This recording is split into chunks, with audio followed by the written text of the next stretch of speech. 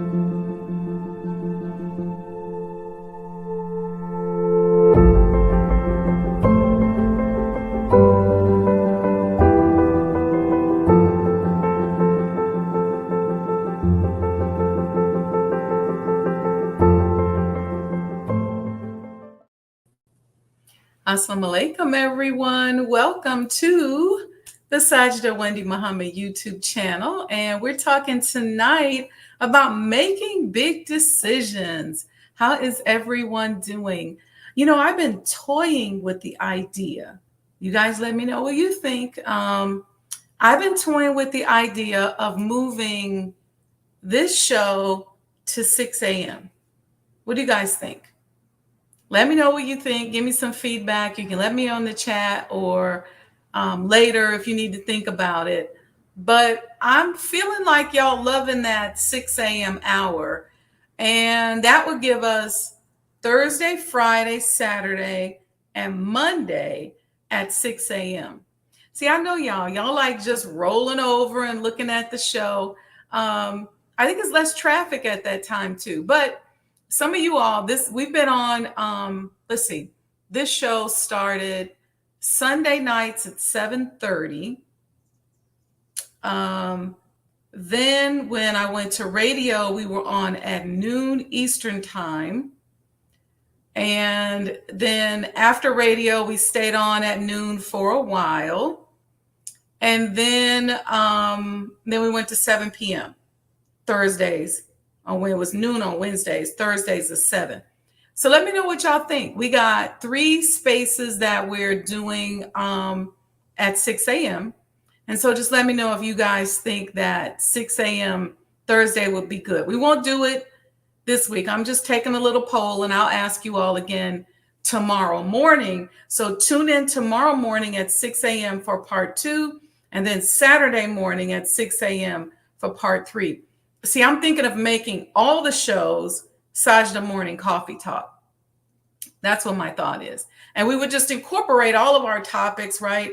Our spirituality, our business. So Mind of an Entrepreneur, all of that would still be incorporated if you guys like that. So let's see who we got in the chat. Happy Thursday, Mother. Thank you so much for joining. It makes my day to see my mama on here every week. Assalamu alaikum. This is from Monica, Sister Monica. She says, Assalamu alaikum. I am up and ready at 6 a.m. My brain cells are headed to the pillow in the evenings. Yeah, see, I know that that's a really productive time. So Sister Monica likes 6 a.m. Nubia Latifa, she said, greetings to you all. So we'll see. We'll see what, we can always re-air, right? But I'm just kind of feeling that space, that time. So let's talk about it. And I'm working on another show that may be on Wednesdays at 6 a.m. I'm still kind of playing around with that spiritually a little bit to see how it's going to present and what we're going to do with it. But we'll see. We'll see. Okay. So Sister Nubia said, I love the morning talks. They get my day started. Yeah, it's just something about it. You know why it resonates with me for some reason. I remember growing up, there would always be talk radio on in the morning. And when I was in college, when I would wake up, I've been a meditator since college. And so I would wake up and meditate in the morning. This is before I knew about Islam or anything. I would wake up and meditate and I would just turn on talk radio. So it's just something about that morning. But okay, so we'll see. So that's some good feedback so far. All right, so this is what we're going to talk about. We're doing a 3-part series. I covered this when I was on the radio about making big decisions, but I decided to just break it down into 3 parts. And so today we're pretty much going to I have some notes and we're going to just talk about the concept of decisions and big decisions and getting into flow state.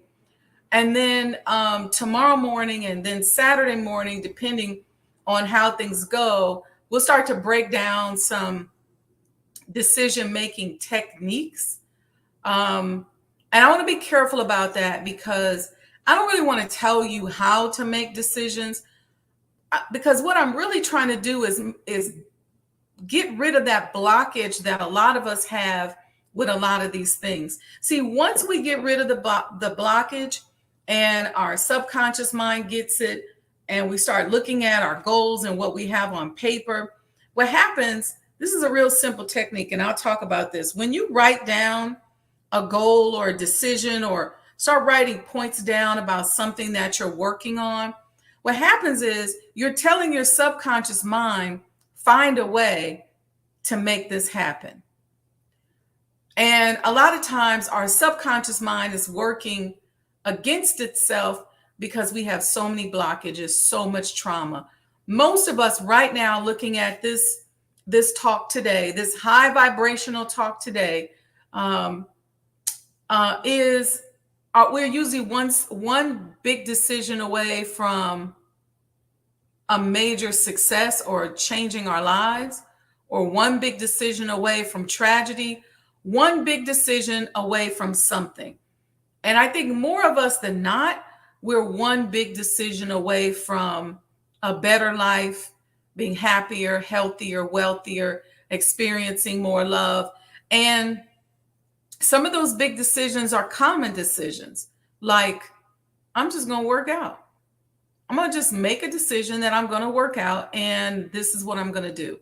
And it's going to change my life. I'm going to get rid of the diabetes. I'm going to get rid of the high blood pressure. I'm going to get rid of the excessive weight. I'm going to work my way out of a mental rut. I'm just going to work out. Some of us have to say, you know what? I'm going to eat better. That's a decision we need to make. Some of us need to stop lying, and that's a decision we need to make. Some of us need to get up out of a relationship or commit to a relationship. That's a decision we need to make. But it's something about decisions when you're dealing with people who have dealt with hard childhood traumas.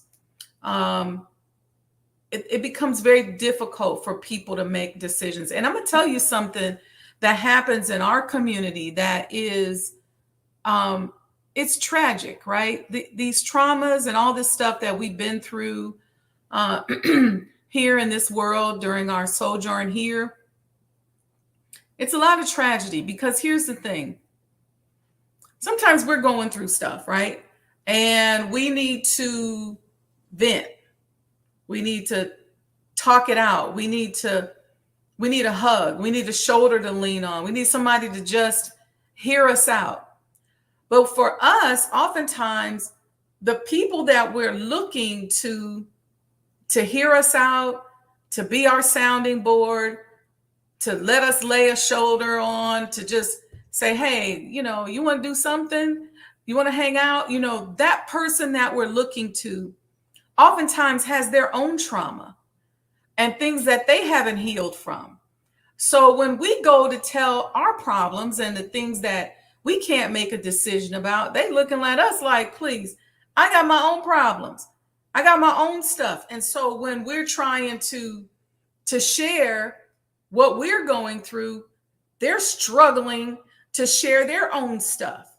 And so it either becomes a battle for sharing because that person's like, well, look, I got my own stuff. Or that person is so thirsty themselves for love and affection and sharing that they can't hear you. So they don't want to hear you, or sometimes they want to hear you, but they just can't. So we either are in this struggle back and forth where each person is trying to heal and it's a battle, or something may very simple happen where one person has to win out. And I will tell you one thing about me. I'm the kind of person when I find myself in that struggle with somebody, I just go, you go ahead on and tell your story. And then I just listen. And then I realize that person can't necessarily be a sounding board for me when I'm making a decision. Not because they don't want to be, not because I don't care about them, not because I don't love them, but because they've got their own stuff that they're trying to heal from, and it's very difficult for them to listen.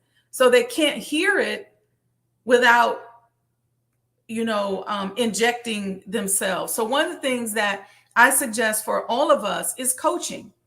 And I've been blessed to be a good coach.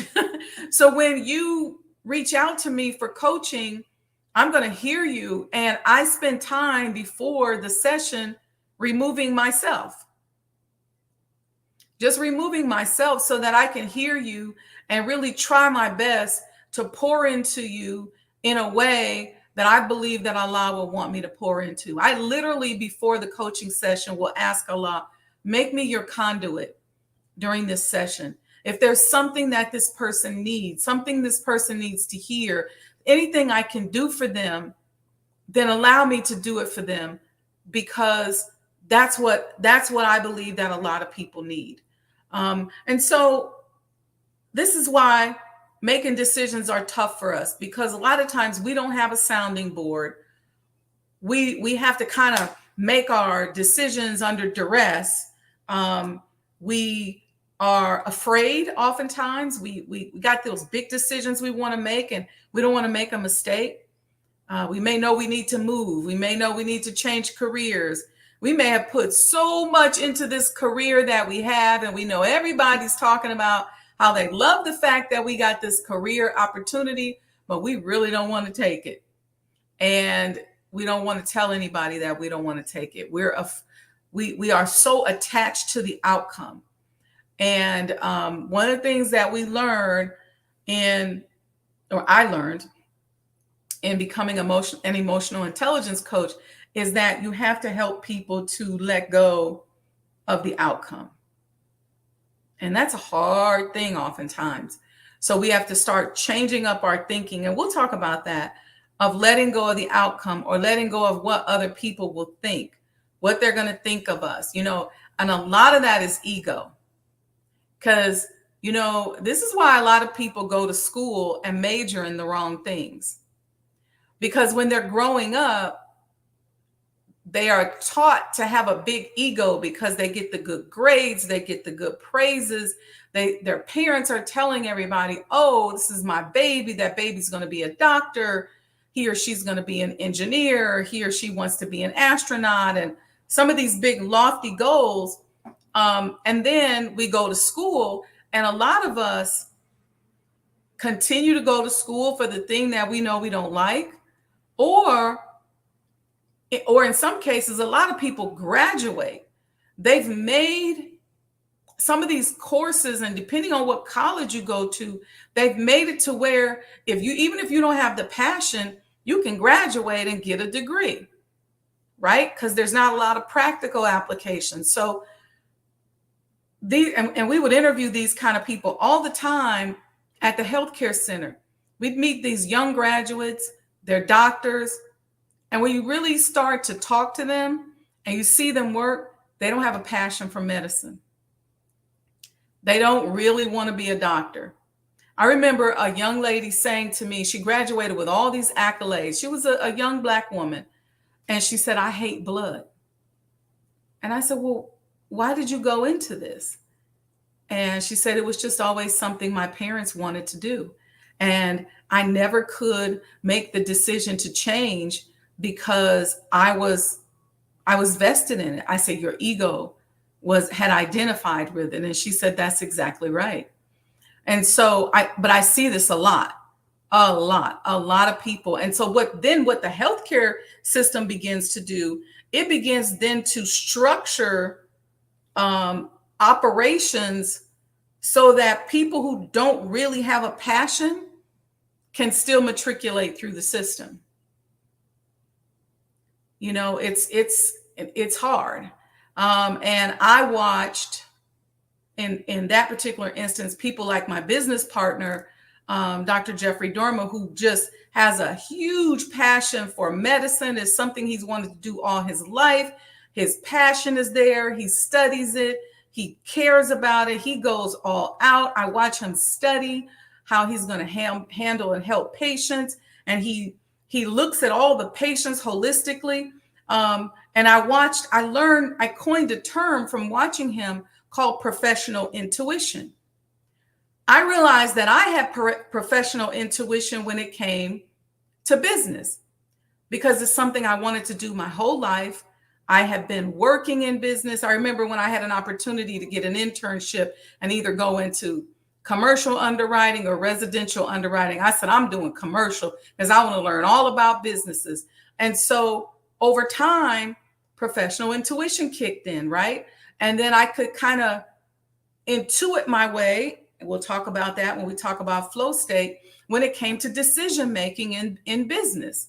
I could make certain decisions and understand how to make certain decisions that a lot of other people couldn't make. and they most times couldn't make them because they didn't have a passion for it. And I watched him do the same thing when it came to medicine. He was that kind of person. Nothing was going to stop him from passing his boards. Nothing was going to stop him from doing what he had to do. He was so passionate about it that you couldn't help but be around him and learn medicine. And I learned medicine from being around him, to the extent that the doctors gave me an honorary doctorate degree, because they was like, oh yeah, she got it. But this was just being around people with that type of professional intuition. And so part of making these decisions is you got to find where your passion is. Because when you're flowing with your passion and making decisions that help you get closer and closer to what you're passionate about, whether it's a relationship, a business, a career, or whatever, then you're going to find that there's something else that fuels you and helps you make those decisions. Most of us are sitting here right now, and we're really not going to that next level because we're always trying to be safe, and we're always trying to make the right decisions. We're always worried about what somebody's going to think. And so we're so afraid that we can't even make a decision, because a lot of times making the wrong decision tells you, whoa, I don't want to go that direction. Let me get back. Sometimes making the wrong decision, and I know for myself, I made a decision. I wouldn't necessarily say it was wrong, but I made a passionate decision about something to save money. But I realized that it had really affected me emotionally and mentally, and it was really challenging for me. And so as I start to correct the decision, I'm so grateful that I made the wrong decision, because it helped me to learn something about myself. So, but a lot of times we don't even get to know that stuff. We don't even know who we are deeply, in a deeply passionate way, because we don't make no decisions. So here's another reason, one of the primary reasons why, and you guys may not realize that, but to decide or to make a decision means that you're cutting away the past. See, some of us have worshiped our problems for so long. Our problems have become a god. Our problems have become who we are. And we keep bringing those problems and bringing the baggage and bringing all the trauma with us everywhere we go, to the point where that trauma, that baggage has become who we are. And now we define ourselves with that baggage incorporated into who we are. Let me know in the chat if you understand what I mean. We define ourselves, we move, we do everything based on some of that baggage that's included, that we're bringing and dragging along with us. So to make a decision is to cut away the past. Also, one of the definitions is to come to a resolution in the mind as a result of consideration. So to decide is, number one, to cut away from the past. It is also, number two, to come to a resolution in the mind as a result of consideration. So that means that you had a conflict or a choice in the mind that you had to resolve. And in order to resolve it, you had to pay something for it. What is that? See, consideration, we're talking to business people on here, and some of you all as business people should know what consideration is. Consideration is a payment or a reward. What did you have to pay, or what was the currency that you used to obtain that resolution in your mind? In most cases, it was careful thought, right, about something. The thought is the currency. It's what we use to pay for it. It's the thinking process. But here's where we get stuck. Here's where we get on a hamster wheel, because we get caught up in the analytics and we can't think. We got so much data that we're incorporating that we can't dissect it. We got all these blind spots and we can't make a decision. We can't figure out what to wear because we're looking at the housewives on TV and we see what they got on and we don't know and we don't have those clothes. So then we go out to the store and we trying to figure out what's my vibe, what's my style. It's why nowadays people are in so much information overload when it comes to fashion that nowadays people don't even have a vibe. They don't even have their own style. When you see them, they a hodgepodge of different styles because they don't even know what their real style is. Yes, Sister Sandra, overthinking. Why are you overthinking? Because you don't have a target and you're constantly letting data come in that you're making it, allowing that data to be incorporated in your decision. And when you do this with big decisions, not making those big decisions can be harmful and it can really hurt you. So let's get into this. I want to talk about the two methods of thinking that oftentimes come into play when we're making a decision. There's the analytics, which a lot of us overuse because we think we're so smart. We've been told all our lives that we're smart. We think we're the best thinkers. And so we overanalyze. We're thinking too much. Then that's when the deceptive intelligence creeps in. Then there's the the analytics is what they would call the deliberate thinking. But then there's the intuitive, or what they call the flow state. And most of us don't incorporate that into our decision making because we are not really in a flow state. See, we got this whole thing going. Everybody needs to be into STEM. And so we've taken the creative arts and things like that out of the schools. And so a lot of us grew up never understanding what it meant to be in flow state.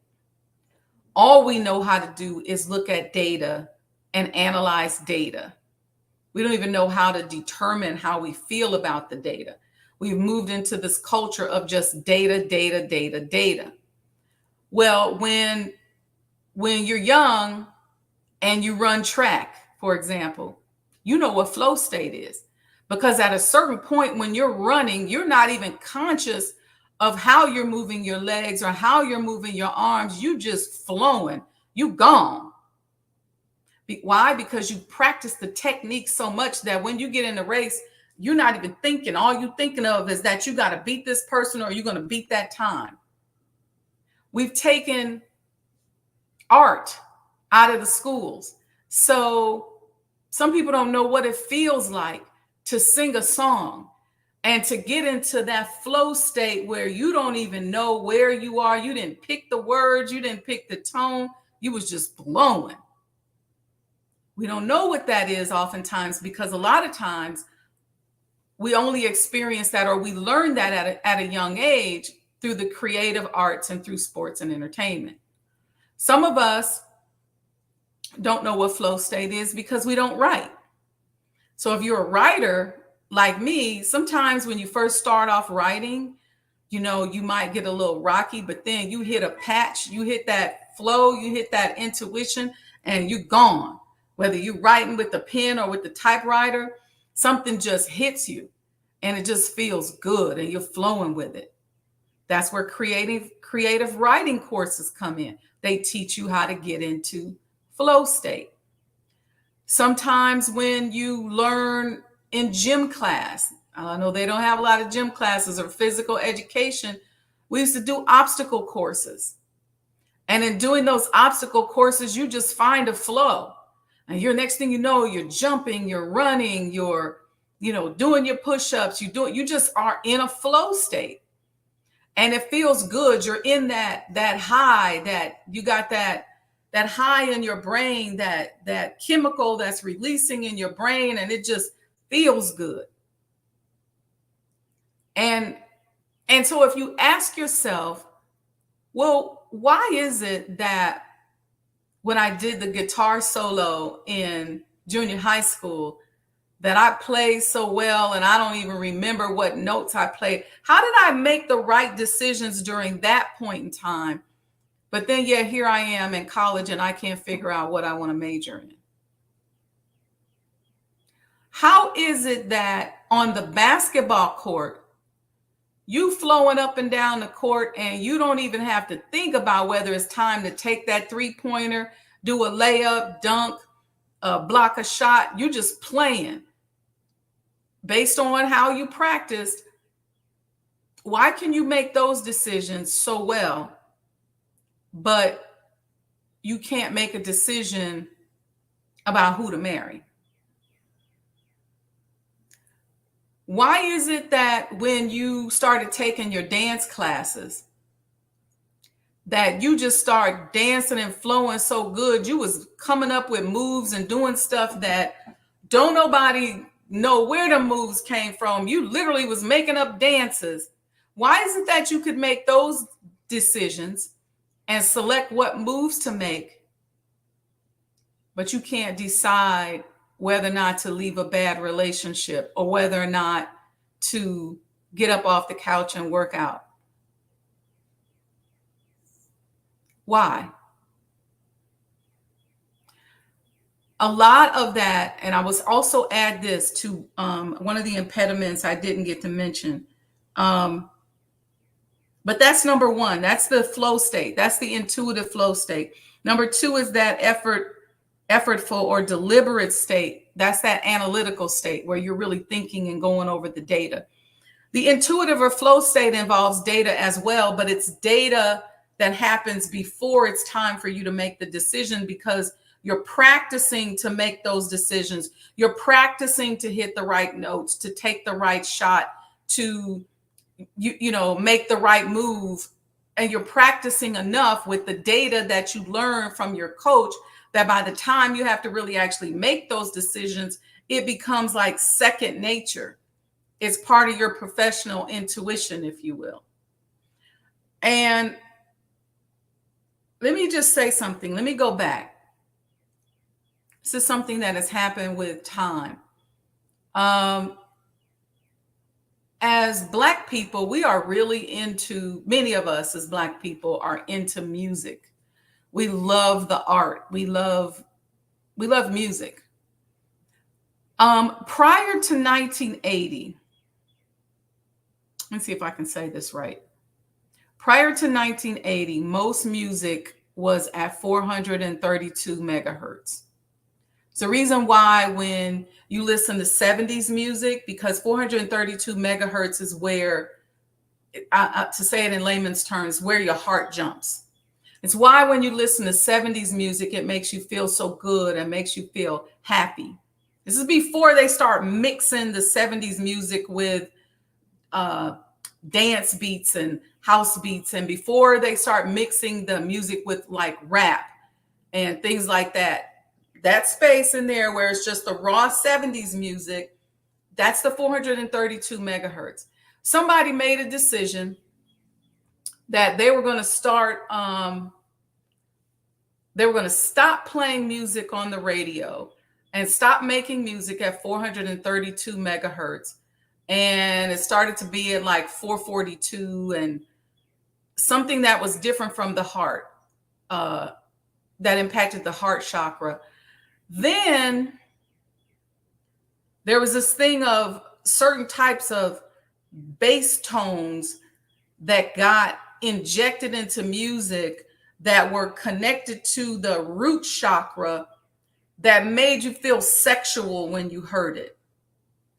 So when they put these combination of music and things together, you got the heart chakra making you feel good. Then you got the beats that they put underneath it that ignite your root chakra that make you feel sexual. And the next thing you know, you're addicted to this. And then they start injecting words.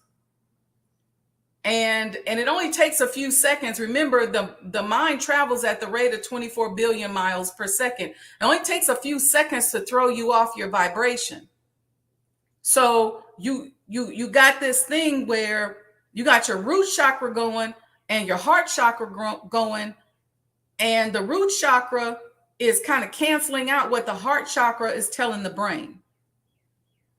Y'all know it's the heart that tells the brain what to do, right? The brain ain't telling the heart and everybody else what to do. That's a whole nother subject. But the heart now is being overpowered by the animalistic part of the music that's making it so that you can't think, you can't manifest, you get stuck.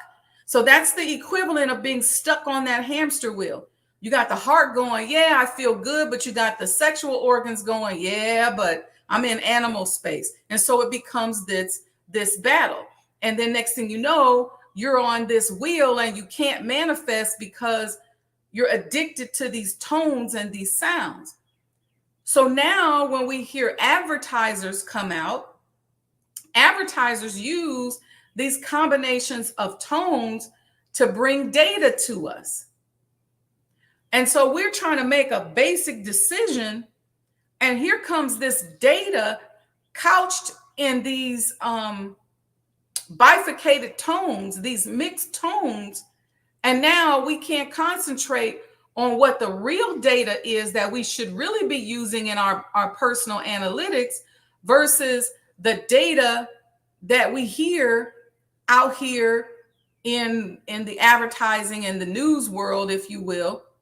We can't discern it. So we think that data is more important. That data becomes our God data or our primary data. And then the data that we need to make our decisions becomes secondary because it doesn't come couched into those tones. Okay? So then when you couple that with the fact that rarely do we get in flow state. We don't get in flow state. People used to go to church and shout, get themselves in flow state, but most of us don't get in flow state. We don't get in flow state. We don't play an instrument. We don't write.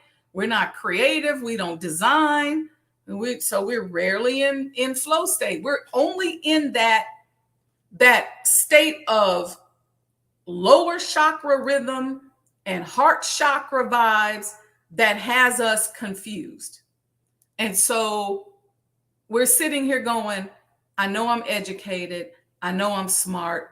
I know I can do this. Why am I stuck on a hamster wheel? Why is it difficult for me to manifest past a certain point? It's like the algorithm that you've suggested yourself to is only going to get you so many views and so many likes. It's like this thing on TikTok. If you all go on my TikTok page, it's like all the views are all around 200. Somehow the algorithm has says, y'all can look at her stuff 200 times. After that, we're not going to let you look at it no more. So almost every video I put up is like 198, 200, 210, 220. Doesn't matter what it is. It's always right there. That's on TikTok. Well, it's interesting because that's what we do oftentimes with our lives. The algorithm is set based on what we subject ourselves to. And no matter how good the data is, no matter how good of a decision we're making, no matter how much we study, we're only going to hit a certain amount of views because we've set up the algorithm. And so what I'm saying to us is you got to change the algorithm. It's the easiest way I can say it. So 2 ways when we're making our decisions: intuitive and flow state, and deliberate or an analytical. Okay. Give me a thumbs up in the chat if you all following me. Hit the like and subscribe. Don't forget about the love offering, but let me know if you're feeling this information that we're giving to you. This is high vibration discussions because especially if you don't have anybody that you can in your life that you can share these types of high vibrational discussions with. Okay. All right. Now let's talk about flow state. Flow state, like I said, that's your game state. Right? That's that deep state. That's when you in game mode. That's when you in beast mode. That's when you are flowing. Yeah, we've been programmed to be on a low frequency. Okay. But learning to change your algorithm and change your frequency. See, somebody in LinkedIn mentioned this. Is going to force me to say something because it made me think of something else. we get addicted to the low flow, the low frequency state. So we only like music that's low frequency or a mixed frequency. We only like shows that are low frequency or a mixed frequency. And so we become addicted to it. And what makes us addicted to it is because it activates those chakras that are connected to reproduction, creativity, and even sex. But there's nothing happening up here that's making us say, okay, let me go draw. Let me go play the flute. Let me go play the violin. Let me go run. There's nothing that's giving it that balance. So we stay in that animalistic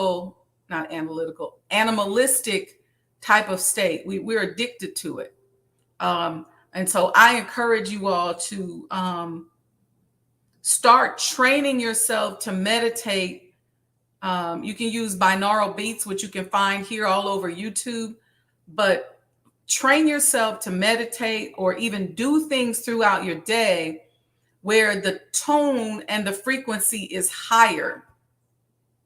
So you can type in binaural beats on YouTube here and find some. And if you're washing dishes, play some high frequency music or something with a high tone. I would start with the binaural beats, because until you become sensitized to high frequency, you're not going to be able to tell whether or not music that you're listening to is bringing your vibration down. And it's going to be difficult for you to break yourself away from that music because you're going to be addicted to it. So if you're washing dishes, if you're cleaning up, if you're doing something, put on some high frequency beats, binaural beats, and start to tune yourself to it so that you know where you are at all times. And I'm telling you, this kind of thing is going to change your cellular structure. There are binaural beats and tones that are for your heart, for your liver, for your pancreas. There are tones that can help you lose weight. There are tones that can help you manifest. You know, the Honorable Elijah Muhammad said that music, light, and color, Mother Tynetta talked about it all the time, are key, I'm paraphrasing now, key in our health. And so there are beats that can just make you look more beautiful. There are tones that you can tune yourself to that can help you reduce inflammation. There are tones that can help you reduce the fear so that you can make better decisions. Okay? So, how do we get into flow state? I think we all understand how to analyze data. We're going to talk a little bit more about data analytics tomorrow, but based on the data, we got the data. The data is happening to us every day. We're in data overload. But what I'm trying to activate tonight is our flow state, that intuition state that we've lost because of our lifestyle changes and because of our addiction to low vibrations. Okay? The LinkedIn user said, thank you for sharing that. I'm glad I drove you off course to provide this tool. Binaural beats. You got to have a target. See, when you're practicing to play the violin, play the flute, run the hurdles, if you're in gymnastics, you have a target. Whether it's practicing a move, playing a certain concerto, whether it's learning to go from low hurdles to high hurdles, whether it's learning how to do the splits on both legs, whatever the target is, whether it's practicing your three-point shot, whether it's learning how to dunk, practicing your layups, whatever it is, you got a target. And so in making that decision, we have to figure out what is our target. A lot of times we don't know what our target is. So our subconscious mind doesn't know what to focus on. So what does it focus on? It focuses on what we're addicted to. So it can't wait to get back to its comfort zone. So the ego's like, look, I don't know what to, we don't know what to do over here, me and the subconscious mind. So take us back over here to what we addicted to, because we know what to do with that. But you over here going, I got to make this decision. I got to figure out how to make more money. I'm trying to become a millionaire. I'm tired of being at this level. It's just a struggle. How do I get there? How do I get there? And you never get there because where's your target?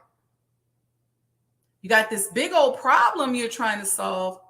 The question becomes, what's next? And so you all hear me talk about, and we're gonna dive into this tomorrow, is that I use the bite by bite method. I say if the problem is one big piece of cake, you're gonna chip away at it bite by bite by bite. You would never put the whole cake in your mouth. Never would you put nor could you even put the whole cake in your mouth, nor could you even swallow the whole cake. So if you wanted to eat that cake, even if it was a piece, you're going to eat it bite by bite by bite. That's how we deal with our problems. We set up and we go step by step by step. In order to build a house, for example, people ask me all the time, well, how did you manage? I built a hospital, a house, and a spa at the same time. It's just a series of smaller decisions. One decision after another after another. And so what we want to do is we want to get rid of those addictions, get rid of those low vibrational tones in our lives so that each of those small decisions can be successful. And next thing you know, they accumulate like a math problem into that one big manifestation. So any big thing that you want is a series of small decisions, maybe as simple as waking up early in the morning and practicing your vibrational thought patterns with the binaural beats. It may be as simple as going, let me get up, let me say my prayers. It may be as simple as that. It may be as simple as changing your vibration with gratitude, but you can't change your vibration with gratitude and then on your way to work, you put the low vibrational music on. It just don't work like that because now you just negated it. It's math. So you got up, you prayed, it was beautiful. You even did your binaural beats. You get in the car, you're up to here, and then you put on your low vibrational music. Don't make me kill. No, up in here. Now what? What happens? You bring that down, and pretty soon, what are you doing? Your vibrations are even, and you're really not manifesting anything because everything is here. You may not have one that's high or one that's lower. You may have the low one become more prominent in your vibration than the high ones you practice in the morning. Some of us think we only get to use and get to the high vibration in the morning. And then we have all these decisions to make throughout the day. And instead of us making them in a high flow state, we're making them in a low flow state. And so we're like, man, this stuff ain't working. Do you know that because you are impacted by so much low stimuli throughout the course of the day? This is why as Muslims, we pray 5 times a day. And I encourage us, even as Muslims, is after prayer, sit there for a minute and make sure that you're in a high vibrational state. Because some of us, the way we see God is in a very low vibrational way. We do our prayers, but we begging, we crying, we cursing God, we upset, we mad. We don't believe we can do it anyway. We just doing things because it's ritual. So some of us have to work on that. So after prayer, we got to sit there for a minute. I tell people, look, do your prayers and then put your binaural beats on. and get yourself, make sure that you're at that high vibration. And then pretty soon you'll start to look for that, because you'll find that when you do that noon prayer and you get yourself in that high vibrational state, those decisions that you make, those conversations that you make in the afternoon are born out of that high vibrational state. Not the high vibrational state in the morning when we get up, do our beats, pray, meditate, have a beautiful cup of tea or whatever we're doing.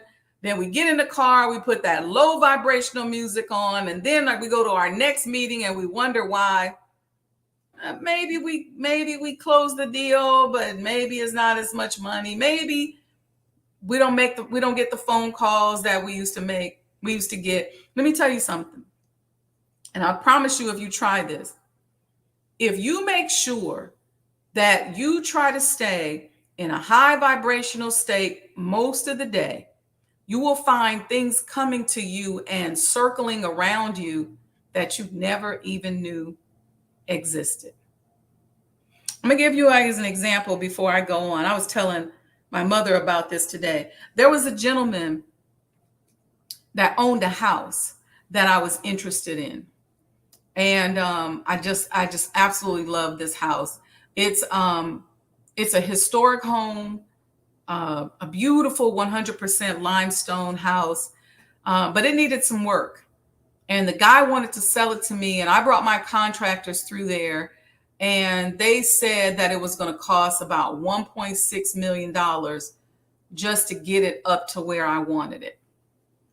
I mean, I knew that was an estimate. I figured even if that number was $1 million, and he wanted to sell it to me, he says, well, I got to have $3 million. And I kept telling him, I said, if I give you $3 million for the house, I said, and then I got to put, let's say I put 1.5 into it, I'm at a $4.5 million valuation, which is higher than anything in that neighborhood. Right? And I said, not higher than anything in the neighborhood because the market has raised it higher, but higher than anything in the neighborhood because I will have invested. And so I said, it's too high.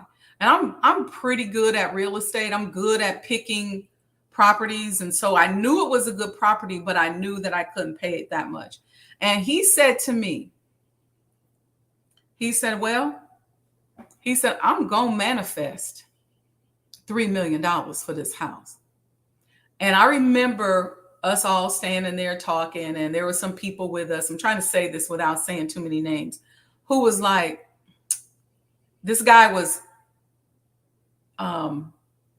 he had some challenges. Let me say it this way. He had some physical challenges. He had some other challenges that people were pointing out. And so as we walked away, people were talking about those challenges that he had. And I would see him every once in a while, and he would check in with me. He'd say, you ready? And I say, nah, you still up there, man. You high. And I got all these other projects I'm working on. I can't do it right now. And so this went on for a while. And he was a dude who lived in the house. He didn't have a television. He seemed pretty basic. He drove a very basic car, basic clothes, not a lot of external stimuli. And one day last fall, I was on another call, and he called me. And when I looked at the phone, I saw it was him. I clicked over. I said, hey, can I call you back? I'm on another call. He said, no, you ain't got to call me back. I just wanted to say goodbye. And I said, what you mean? He said, I sold my house for $2.6 million. I said, you what? He said, I manifested close to my $3 million. And I was shocked because, like the other people, even though I didn't say it out loud, I judged him. I judged him by the way he looked. He just didn't seem like no highly spiritual person. I judged him. And I said, okay. I said, well, hopefully then, hopefully I'll see you around. He said, nope, you probably won't. And I said, okay, because mind you, I'm trying to get off the phone because I got to get back to my other call. I said, okay, can I just call you back? He said, no, you got to call me back and you won't see me around. But I just wanted to let you know that I manifested it, taught me a lesson. And so all of these principles that I'm talking about, when I thought about him, I said he would be the type that would manifest it. Why? Because he probably ain't got no friends. He ain't got no external stimuli. He looked like he just up in there. You ain't see no TV, no nothing. And I'm not saying that we should all live like that. I'm not suggesting that. I mean, human beings are communal people. We're meant to connect with others, and the connection with others is supposed to be a form of creativity and stimulation and inspiration. But it was a very valuable lesson in manifestation and in judging people. I had to really admit that I had also judged him. So anyway, he had a target, and his target was that $3 million. And he probably had it written somewhere, and he put his subconscious mind to work. So he had a target. And he recruited that silent operator, and that silent operator in your body is your subconscious mind. So once he put the target out there, whether it was on a vision board or whatever, his mind, what you're saying to your subconscious mind when you do that is find a way to make this happen. And he found a way to make it happen. Okay. What else did I write down to tell you all about this? Yeah. So once we start to do that, once we get to the point where we're activating our intuition, we're putting ourselves in flow state, then we begin to extract something different from the data that we're looking at. We can analyze it differently. We can use certain techniques to figure out what's the worst case scenario, what's the best case scenario. There's a decision-making process in the emotional intelligence training that I took, where you go through all the different options, whether you want them or not, and you attach an emotion to them. And that helps you to detach from what it is that you're afraid of. My mother said he didn't have any distractions against his manifestation mindset. That's right. No distractions. He probably wasn't looking at no movies. He ain't listening to no music. He ain't doing nothing. He just was like, I'm getting ready to get this money. And he got it. It took him about, let me see, this is 2000. Took him about 3 years, but he damn sure got it. He got it, and told me, you ain't got to call me and you won't see me around. He sure did. So when we begin to look at our data, when we balance off our analytics, because a lot of us are stuck in the analytical state. There's two ways that we want to make a decision. One is using our intuition and our flow state, and the other is the analytics. And a lot of us only use the analytics, and we're stuck in the analytics. We can't get past the analytics. Why? Because our muscle, our intuition muscle, our intuition or our flow state muscle has gone into atrophy. Why has it gone into atrophy? Because we don't use it. It's just like if you don't use certain muscles, they'll become weaker. And next thing you know, you can't bench press what you once could. Maybe you can't squat what you once could, because some of those muscles have begun to weaken and go into atrophy. Well, that's what happens to our intuition and our flow state when we don't use it. And we don't always have to use it on solving problems. We don't use it to play an instrument anymore. We don't use it to overcome anything difficult anymore. We don't hike. We don't do anything that we don't want to do. Everything that keeps us safe and comfortable and right there in our little bubble, that's where we stay. We don't stretch beyond the bubble. We don't go nowhere we don't want to go. We don't do anything we don't want to do. We don't talk to anybody we don't want to talk to. And so that muscle We don't have it anymore. We don't have that instinct anymore. So we're going to work on practicing our flow state. And let's start doing that by using our binaural beats.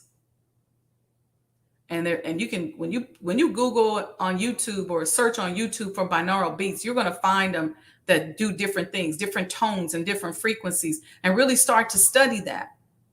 You got to find a way to jumpstart and to hack your brain and your mind. So we are out of time. I don't want to keep y'all on this. I know I had a lot to say about it. Tune back in tomorrow morning at 5 a.m.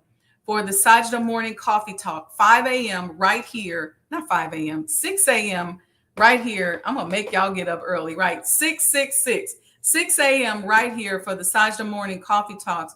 We're going to continue to talk about making big decisions, the art of making decisions, the mathematics of making decisions, the manner in which to make decisions. We're going to start talking about that. But using those binaural beats are going to help to get you in the right frequency so that you can get rid of some of that fear that's associated with making that big mistake and with making that big decision. And let me tell you something.